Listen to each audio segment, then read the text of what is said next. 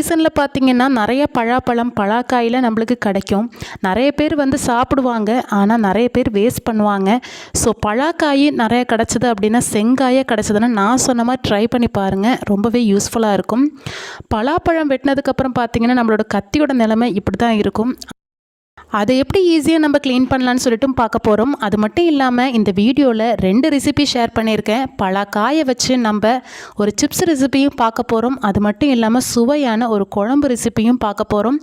அந்த குழம்பு பார்த்திங்கன்னா ரொம்பவே டேஸ்ட்டாக இருக்கும், ரொம்பவே வெரைட்டியாகவும் இருக்கும். ஸோ கண்டிப்பாக ட்ரை பண்ணி பாருங்கள். என்னோடய ஊர் பார்த்திங்கன்னா கன்னியாகுமரி டிஸ்ட்ரிக்டில் மார்த்தாண்டத்தில் இருக்கேன். மார்த்தாண்டத்துலலாம் பார்த்திங்கன்னா இந்த பழக்காயெல்லாம் வந்து பார்த்திங்கன்னா சக்கன்னு சொல்லுவாங்க. கேரளாவில் கூட சக்கன்னு தான் சொல்லுவாங்க. உங்கள் ஊரில் இந்த பழக்காயை என்ன சொல்லுவாங்க அப்படின்னு சொல்லிட்டு கண்டிப்பாக கமெண்ட் பண்ணுங்கள்.